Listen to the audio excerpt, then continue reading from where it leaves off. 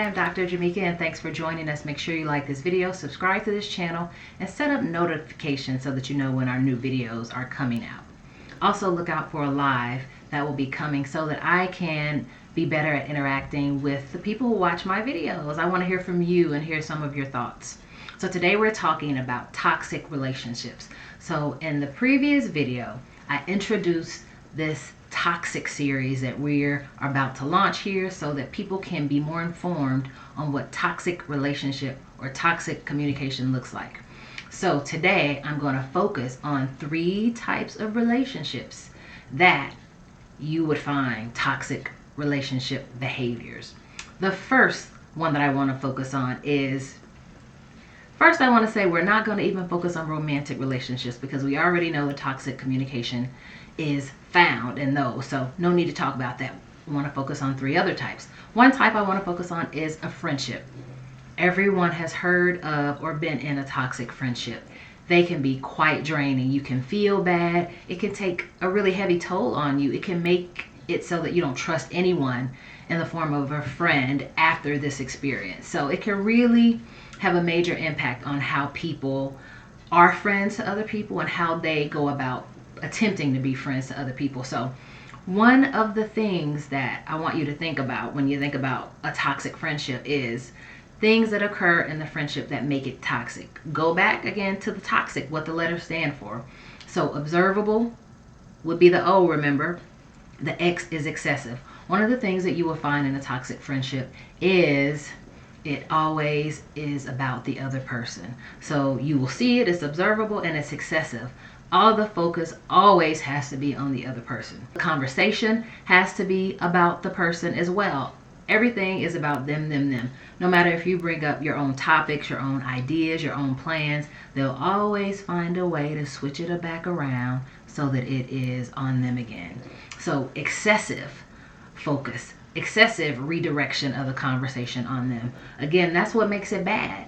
It's conduct, but it's bad because it's excessive. It's also bad because it's inappropriate. And it's not what you do in a good and a healthy friendship. Second type of relationship that you can find toxicity would be family relationships. Now, I know a lot of you come from toxic families where you can think about a lot of experiences, events, and memories that have you feeling a certain kind of way about your family. But I want you to think specifically about, again, what's observable, what's excessive, and what's inappropriate. And one of the things you can think about that is toxic in family communication is excessive criticism. That's just one of the things. Excessive criticism, always being criticized, put down, diminished, no matter what your ideas, your thoughts, and your plans are. That, again, it is abusive, and it can be seen as a form of critical abuse or attacks.